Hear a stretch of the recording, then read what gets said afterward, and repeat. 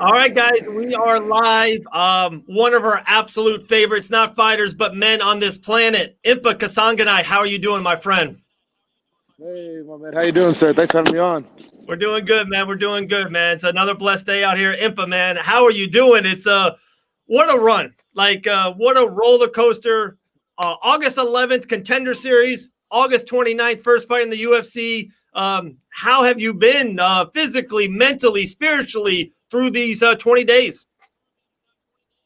Man, physically, mentally, spiritually, I'm really blessed. Sheesh, it's like you're living in a prayer, living in a dream. I'm over here like, man, this is a lot of fun. It's a lot of fun. Um, to have my fight was actually scheduled for September 1st, my UFC, my second Right. Contender Series fight. Now to have it on August 11th, and then make my UFC debut before September 1st, and to claim victory in both.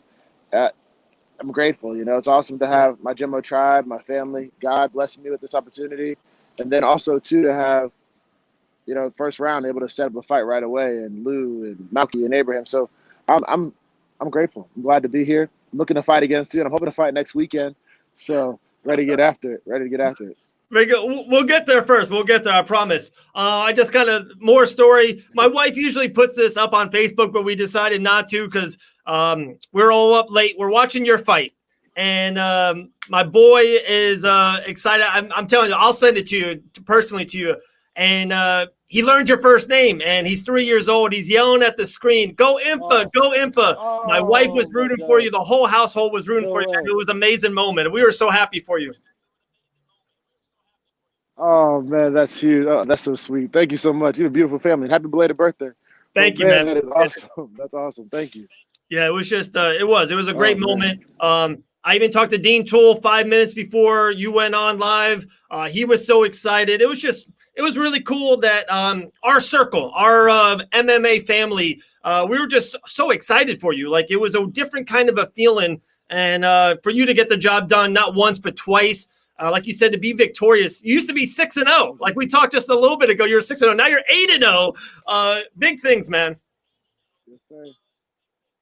Thank you. Thank you so much. And looking forward to going 9-0 here shortly, and ready to keep getting after it. I'd like to fight, like I said, 4 or 5 more times. And like you said, we have a great circle. I mean, Mr. Toole, I was talking about him yesterday in an interview, and he's really a huge catalyst in my career. Super encouraging. He's the one who introduced me to first round crew. He's the one who gave me some advice. Like he's like, man, you could be on the Contender Series this year. And I was like, this year, when they told me the first time I was on, and I was like, Yeah. oh. And I remember the whole drive. I just can't. I was just quiet in the back, thinking while my teammates were driving back to North Carolina. Well, actually, I ended up driving back to North Carolina after my fight. They fell asleep, but that was so funny. But I remember just thinking the entire time, like zoned out, like, man, we're that close. We're closer than we think we are. So I thank God for that for sure, and I thank Right. God for Mr. Toole. So happy. Absolutely. What is it? You, more than the next man, loves to stay busy. Like you said, a lot of people, and there's no blame or no negative towards that. If they win the Contender Series fight, they would like to wait. They want to train, or even a UFC fight, a short notice fight like yourself. You fought twice in 20, 25 days. They would love a break. They would take the rest of the year off. You're trying to work next weekend. What's that instilled in you? What's that motor in your heart and your soul that wants you to just keep working and keep grinding?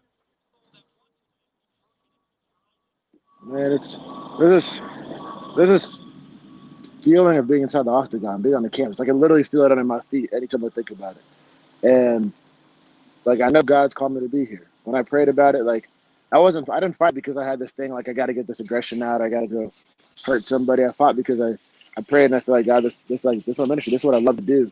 And there's nothing like being on the mats training. So I feel like if you're investing the proper time training and you're investing with some great fighters like Barbarino, Holtzman, Selecki, guys in Bellator like Salter and then Honeycutt,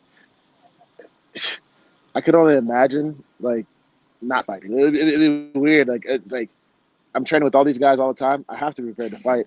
And then when you work with some great people, you want to represent them too. Like it's Right. bigger than myself. I have a beautiful family, my mom, my dad, my brother, my sister, people that surround me, a great support system, and they encourage me. So I know I don't.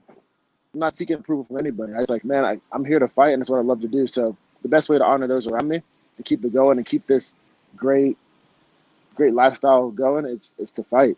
And then you think about like where we are in these times with the coronavirus, with the pandemic, that people don't even have jobs. And for me to have the opportunity to work and to make excellent money at my Right. age, at anybody's like I was like, man, like I made somebody's salary within 17 days. Like how Right. that really is a blessing. And I don't mean it like in a boastful way. I thank God for that because like a couple of months ago there was nothing coming in, right? And then now I get to make my opportunity to do this. It's like I can't. I have to fight. It's what I'm meant to do, and it's what I love to do. That's amazing. That's amazing. That's a great story. I think I can't hear you. Oh, can you hear me now? Nope. Sorry. It's okay. Still can't hear me? I've read lips, yeah, for sure. I'll kick you off and then just come right back in. I'll keep the show going. I'm good. Just come out in a minute, okay? Get off and get back on? Yeah. Impa Kasanganay, guys, I'm telling you, it's 2020. That's what we're doing here. But look at this, just real quick. We'll do a commercial. RetroGrappler.com.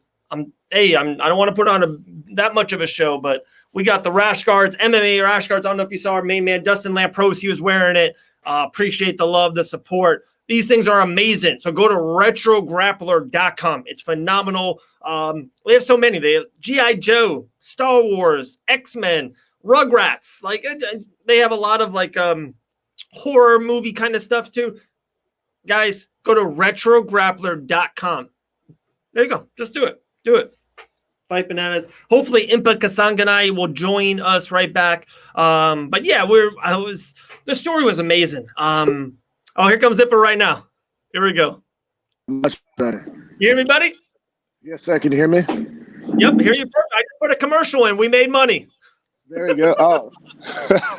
Smart. So we'll wrap it up in a couple minutes. Appreciate your time, Impa. Really, really do. So a couple weeks ago, over the last 20 days, we talked to Bam Bam. We talked to Jersey Joe. We talked to Jamie Pickett. And, we didn't even really mean it that way, but it was just like a Jimmo week or two. We talked to you before your Contender Series fight.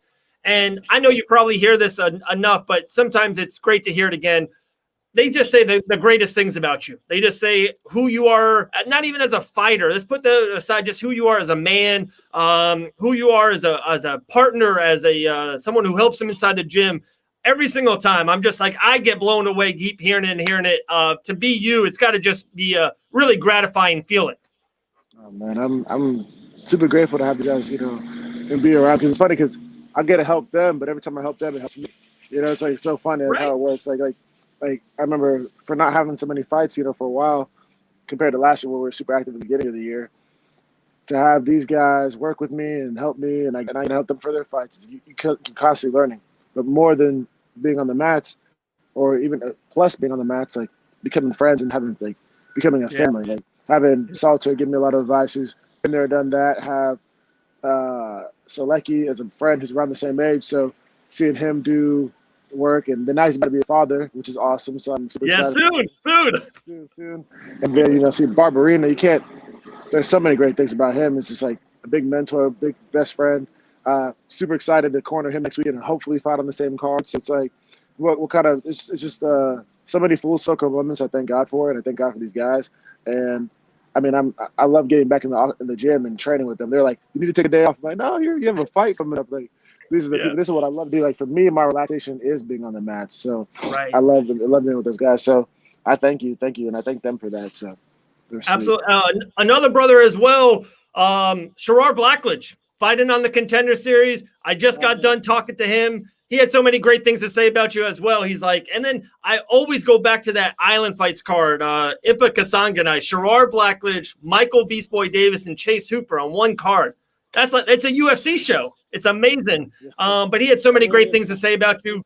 And he's really using your, what you did almost as like a model, as a kit, as a guide map to, get the work done, be yourself, be well on the Contender, get a fight within a couple weeks, month. He wants to follow your footsteps. Oh, man, I'm honored. Sherrod's an awesome guy. I would never forget seeing him in the locker room. We shared the same locker room with Mike Davis, Chase. I believe was in the same locker room. Might have not been, but I remember seeing him. And Sherrod. And I remember seeing him, and the way he sat in that locker room was so. I took some notes from him. I was like, I love the way he composed himself, like the way he carried himself back there. He was so calm. It was like, man, this is the kind of locker room you want to be in. Mike and I nodded at each other. I didn't really know him. None of us knew each other. That was the first time ever meeting or ever seeing them. Right. And I saw Gerard, and he just looks like he has that big lion mane. He has that like that awesome personality. You gotta gravitate towards him, and I'm super excited. And then after that, we all connected. It was such a cool room, and I said, how cool would it be for this whole room to be in the UFC? And before you know, we all are now. Like, Mike's right about it. He's gonna take care of business next Tuesday. Praying for him, and I'm excited for him to go. But it's super cool when you can surround yourself around people like that. Like, when you have training partners, you can surround yourself, but then you also have friends that you connect with in different communities in MMA, and it shows that, like, we're not really a lifestyle of warriors who hate each other, but we're much more in common and love each other. So that makes me really happy. Sherrod and I always talk a lot. We always say #takeover. Like, I'm excited to see him take over in his division in the UFC, and same for me. I'm praying that like his debut fight, I'll already be on that card too. So it'd be great to see my guy, man. And I'm so excited. Like you said, like Dean Toole and all those guys, the Island Fights team. Like, man, what a card that was, and to know the significance of that. My pastor was talking about how certain things are significant, and you won't know it until you see what God's doing later. And you see all these guys, and we text each other, and like, I know it's been quarantine and stuff like that, but you still feel connected to them. It makes me super, super happy. It really is, and especially I talk to Dean all the time. Like, he's based in Pensacola. That card was in Destin, Florida, so it's in the Panhandle. You're from North Carolina. Chase is from Oregon. Sherrard is from Las Vegas, and Mike Davis is from Port Orange, Florida. It was just like these four corners meeting, and then all you fight under one card. Like, what an unbelievable card on Fight Pass. He's got a big show, Icon Fighting Federation, on September 24th in Biloxi, Mississippi. Huge card. But we'll end on this. So happy for you, like I said, man. The whole family's behind you. We're just so happy. I'll send you that video. It's great. Please do. My mom will love that. Okay, I will. On Twitter, I see you very respectfully would love Marvin, and you reached out to him. He kind of reached back out to you. Is this something that could really happen? Can it snowball fast and really get the job done? Or does Marvin think that he's been in the octagon too many times for you guys to match up this soon? Well, respectfully towards Marvin, yeah, Marvin's cool. Like, we spoke before. I mean, months and months ago, we've been like potentially about to fight each other 2 or 3 times now.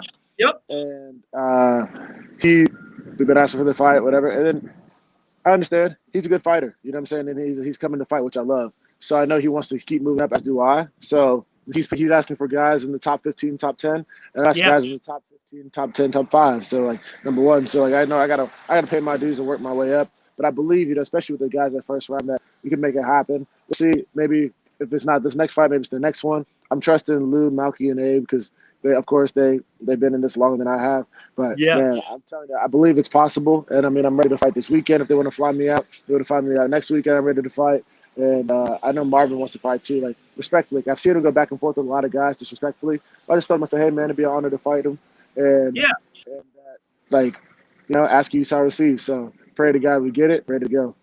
Right. And I think actually, to be really honest, it was really, I think it was good for Marvin to kind of almost in a way turn over a new leaf.